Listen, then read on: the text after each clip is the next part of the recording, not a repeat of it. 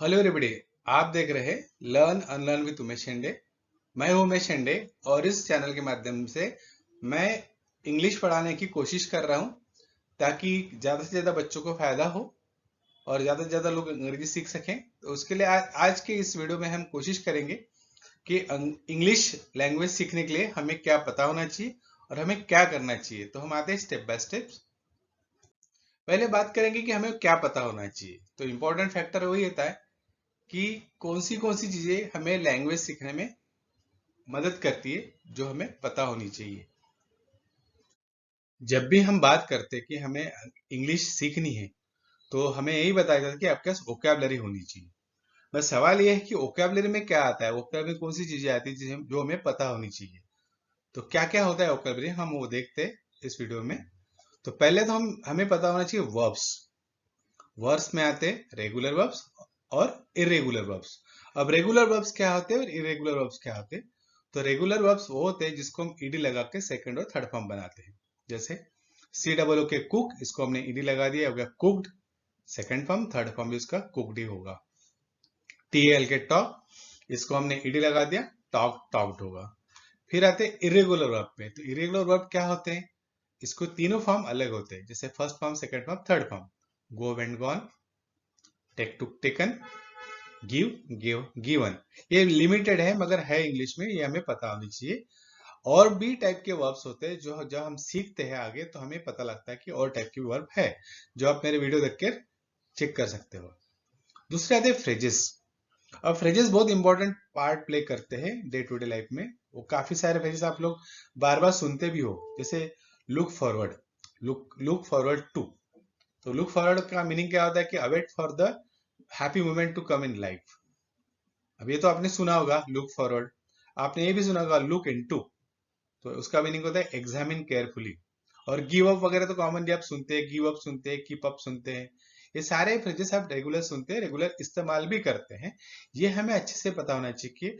और ये एक खास बात इसमें है, फ्रेजेस जो है जो वर्ब और प्रीपोजिशन को मिलकर बनाते हैं।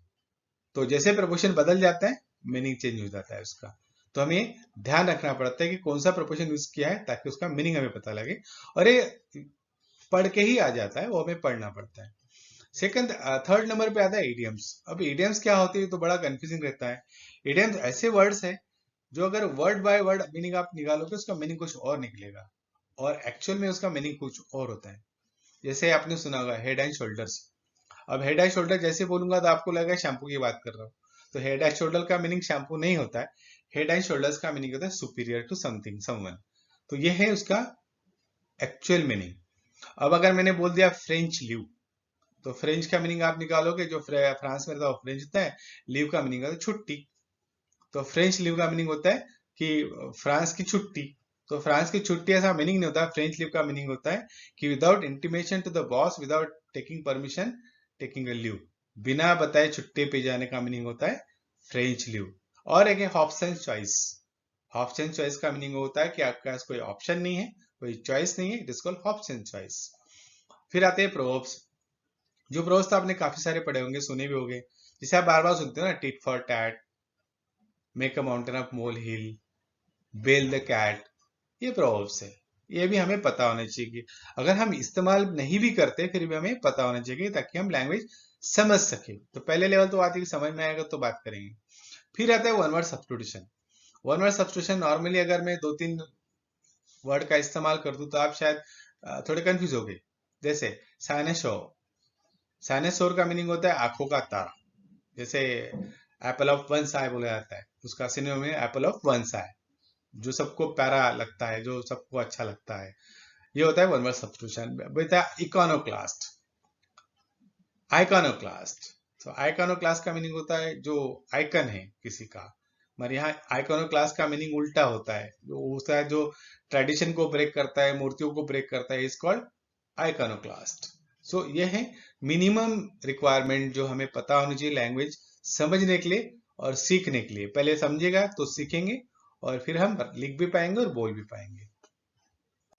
अब हमें जो पता होना चाहिए सबसे इंपॉर्टेंट वो है स्ट्रक्चर ऑफ सेंटेंस। यहाँ मैं ग्रामर की बात नहीं कर रहा हूँ। ग्रामर अपने आप में पूरा एक साइंस है, उसका एक स्ट्रक्चरल फॉर्मेट आता है, वो सारी चीजों पे हम बात नहीं करेंगे, क्योंकि अगर ग्रामर फोकस करेंगे तो शायद लैंग्वेज सीखने में हमें बहुत टाइम लगेगा। तो हम बेसिक बात करते हैं, हमें क्या पता होना चाहिए। स्ट्रक्चर ऑफ सेंटेंस में सबसे पहले आता है टेंसेस। टेंसेस बहुत अच्छी तरह से पता होने चाहिए। सिर्फ पता होने से नहीं चलता, तो हर टेंस को कहाँ पे किस तरह से इस्तेमाल करते ये भी हमें पता होना चाहिए, क्योंकि ये बहुत इंपॉर्टेंट रहता है कि आपको पता है पर आप उसको इस्तेमाल नहीं कर पाते, तो यूज और फंक्शन ऑफ द टेंसेस पता होना चाहिए, वो प्रैक्टिस से ही आते हैं। दूसरे auxiliary verb, can, could, shall, should, may, might, have to, has to, am to, is to, are to, was to, were to, can have, could have, should have, would have, ये सारे auxiliary verb में आते हैं। इसका अपना अलग meaning होता है, इसके हिसाब से अलग अलग सेंटेंस में वो अलग अलग तरह से चला जाता है, तो इसलिए हम इसका पूरा ढंग से पता होना चाहिए। जैसे एग्जाम्पल के तौर में आपको बता दूं कि वुड जो है, WOULD, वुड, ये अक्सर कंफ्यूज करता है, क्योंकि वुड जो है वो तीनों प्रेजेंट, पास्ट और फ्यूचर में इस्तेमाल करते हैं। अगर मैं ये कहूँ I would go to college by bicycle in 2010, तो इसका मीनिंग कुछ और होता है। तो मैं इसका मीनिंग बोलूंगा तो ये होगा कि मैं 2010 में साइकिल से कॉलेज जाता था। ये मेरी रेगुलर हैबिट की बात कर रहा हूँ। ये अगर मैं सवाल पूछूं, would you please come with me, तो अभी मैं प्रेजेंट में पूछ रहा हूँ, तो इसका मीनिंग होगा क्या आप मेरे साथ आओगे, ये हो गया आपका प्रेजेंट में। पहला मैंने बताया पास्ट में, ये हो गया प्रेजेंट में। अगर मुझे फ्यूचर में इसी को वुड को इस्तेमाल करना है, तो मैं ये बोलूंगा I would be an officer, मैं ऑफिसर बनूंगा, तो ये हो गया आपका तीसरा इस्तेमाल। तो ऑक्सिलरी वर्ब भी पता होना, जैसे कुड भी ऐसा है कंफ्यूजिंग है, जो प्रेजेंट में और पास्ट में भी इस्तेमाल होता है। कुड जो को इस्तेमाल करते हैं प्रेजेंट में जब क्वेश्चंस करते हैं, जब रिक्वेस्ट करते हैं, could you please help me. तो ये हमें सीखना पड़ता है और प्रैक्टिस करनी पड़ती है बार बार। तीसरा आता है टेंसेस कंडीशन, ये सबसे इंपॉर्टेंट पार्ट है इसमें, क्योंकि इंग्लिश में टेंसेस कंडीशन बहुत ज्यादा नहीं है, पर जितने हैं वो हमें पता होने चाहिए। क्योंकि हमने बचपन में कई बार ऐसे ऐसे लिखे होंगे, अगर मैं पेड़ होता तो, अगर मैं प्रधानमंत्री होता तो, अगर मैं ये होता तो, वो होता तो, इस टाइप की जो टेंस कंडीशनल टेंसेस है, अगर मैं ये होता तो। अभी यहाँ मैं हूं नहीं, मैं काल्पनिक बात जब करता हूं तो मैं लिखता हूँ if I were a PM, अगर मैं पीएम होता, प्रधानमंत्री होता। If I were a tree, अगर मैं पेड़ होता। If I were a book, अगर मैं किताब होता। तो कुछ कंडीशनल टेंसेस अंग्रेजी में है या इंग्लिश में है जो हमें सीखने ही पड़ते हैं। उसका एक फॉर्मेट फिक्स है, वहां ज्यादा चेंजेस नहीं हो पाते हैं, तो वो भी हमें सीखने पड़ते हैं। ये इंपॉर्टेंट फैक्टर आता है स्ट्रक्चर ऑफ सेंटेंस में। अब लास्ट में आता है passive voice. Normally passive voice जो है बहुत इंपॉर्टेंट रोल प्ले करता है डे टू डे लाइफ में, जब भी हम बहुत सारे सेंटेंस बोलते हैं, बोले जाते हैं। जैसे मुझे बताया, मुझे बताया जाता है। अब मैं यहाँ ये नहीं बता रहा हूँ कि मुझे कौन बताता है, ये तो मैंने बोला ही नहीं। मैंने यहाँ कहीं पे भी सब्जेक्ट का इस्तेमाल नहीं किया। तो जब मैं सब्जेक्ट का इस्तेमाल नहीं करता तो मुझे पैसिव वॉइस हर जगह इस्तेमाल करना पड़ता है। जैसे नोटिस बोर्ड पर लिखा हुआ है, it is written on the notice board. अब ये यहाँ किसने लिखा ये नहीं पता। तो ये जो practical aspect of passive voice है, ये हमें सीखना पड़ता है। जब हम सीखते हैं तो ये स्ट्रक्चर ऑफ लाइन, बाकी चीजें भी हमें जरूरत पड़ती है। जैसे आप अगर बोलो कंजक्शंस की हमें जरूरत पड़ती है, प्रपोजिशंस की जरूरत पड़ती है, मैं ये सब हम पढ़ के सुन के समझ सकते हैं। और इतना अगर हमें पता है तो ये सारी चीजें अपने आप एडजस्ट करना सीख जाती है, लिखना सीख जाती है, या उसको समायोजन करना सीखते हैं, इनकॉर्पोरेट करना सीख जाते हैं। तो ये बड़ा मुश्किल नहीं होता है अगर ये इतना भी आपको पता हो तो बेस लेवल पे। तो सवाल आ जाके आखिरी में ये आता है कि हमें करना क्या चाहिए, what is to be done. तो मैं आपको पहले बता दूं, हमें कॉन्फिडेंस सिर्फ दो चीजों से आता है, एक परफेक्ट प्रैक्टिस और दूसरा नॉलेज। अगर हमारे पास नॉलेज है और हम अगर नॉलेज की प्रैक्टिस करते हैं तो हम अंग्रेजी या इंग्लिश भाषा आसानी से सीख सकते हैं, मगर हमें उस पर लगे रहना पड़ता है, थोड़ी मेहनत करनी पड़ती है ज्यादा। क्योंकि हम अगर जिस बैकग्राउंड से आते हैं, नॉर्मली जो बच्चे इस बैकग्राउंड में आते हैं जहाँ हिंदी मीडियम है या कहीं वर्नाकुलर मीडियम से जब बच्चे आते हैं या जो भी लोग सीखते हैं, उन्हें प्रॉब्लम होती है। तो वो आपको ध्यान रखना है और प्रैक्टिस करनी है। तो कौन सी चीज की प्रैक्टिस, पहले तो लिसनिंग।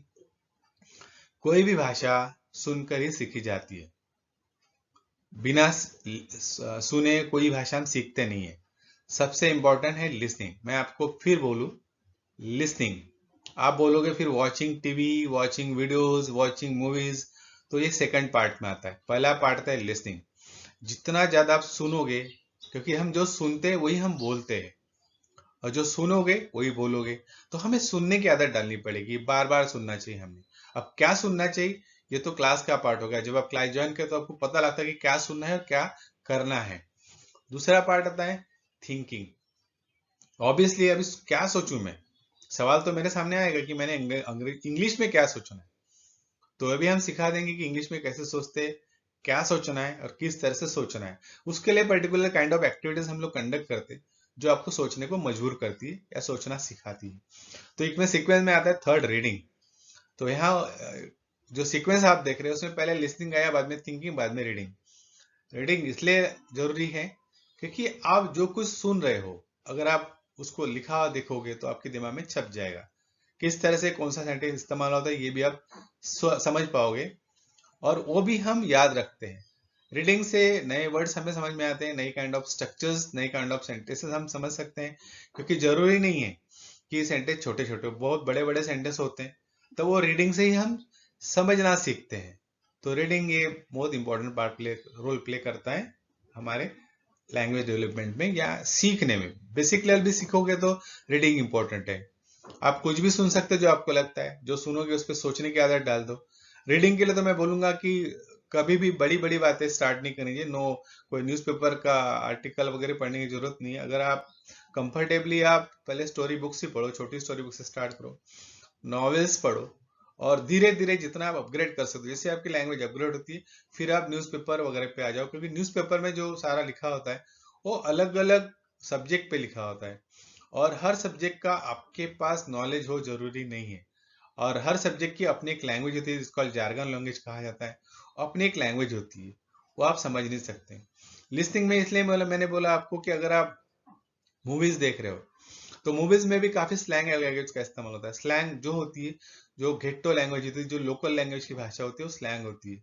तो लिसनिंग में अगर आप लिसनिंग इसलिए कर रहे हो तो आप स्टैंडर्ड लैंग्वेज का ही इस्तेमाल करो, स्टैंडर्ड लैंग्वेज की वीडियोस देखो। अगर आप मूवीज देख रहे हो तो वहां स्लैंग का इस्तेमाल होगा, समझने में दिक्कत होगी। तो पहले हम स्टैंडर्ड लैंग्वेज सीख लें, उसके बाद हम स्लैंग पे आ जाएंगे, वो भी हम समझ सकते हैं बार बार सुनकर। तो ये सारी एक्टिविटीज हमें करनी पड़ती है, इसकी प्रैक्टिस करनी पड़ती है।